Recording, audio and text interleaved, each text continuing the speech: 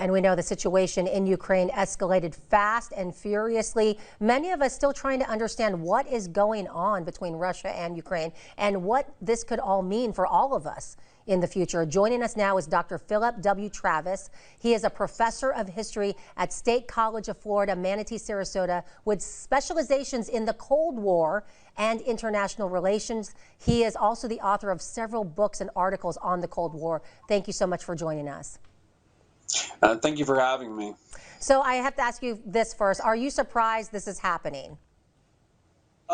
No, and I think I speak for the general international community that it's not really a surprise, though it is shocking and deeply concerning. This is the most significant military operation on Europe since World War II. But intelligence in the West, United States, NATO, and so forth have been kind of believing this was going to happen for some time. They tried to stop it with sanctions, but break it all down for us. What is happening? What is happening here between Russia and Ukraine? For people who are trying to catch up and we're just seeing war pictures. What is going on here? Yeah, so basically, Russia views Ukraine as a natural part of its sphere of influence. Ukraine was a part of the Soviet Union throughout the Cold War. It's been part of the greater Russian Empire for a long period of time. It became independent after the end of the Cold War in the 1990s, and this was recognized by Russia. But the real key event is the Ukrainian Revolution of 2014, and this is a moment when Ukraine sort of shifted towards a Western European frame, economic relations, as well as even talking about maybe joining NATO. And Putin does not really regard Ukraine as a legitimate country and effectively demands that Ukraine must be part of the Russian sphere of orbit.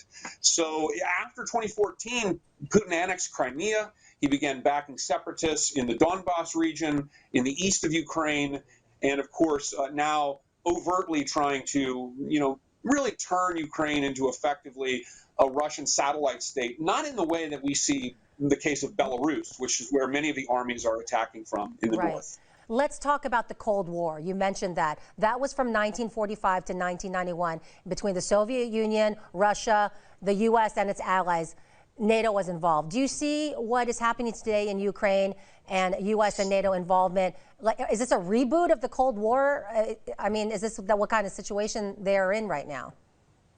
Well, it's certainly possible. So when we think about the Cold War, the thing that really makes the Cold War a unique period of time is that period from the end of World War II to 1991 is a period where the world was basically, between the major powers at least, was in a state of bipolarity. The United States and its capitalist Western democratic allies, the Soviet Union and its communist authoritarian allies were really divided. They did not come together on economic, diplomatic, or political terms. So if we're headed towards a new Cold War, it's really going to depend on the decisions of leaders. One, will Putin respond positively to the sanctions regime? And if Putin doesn't respond positively to the sanction regime, will Western powers remain vigilant in that? If Putin doesn't respond and Western powers are vigilant in the sanction regime, we could see the development of something like the Cold War. Though I will say, I think Putin is betting that the West will tire of Ukraine as political winds change and over time. And I think he imagines that eventually the West will just de facto sort of accept Ukraine in kind of a way they had already done with Crimea.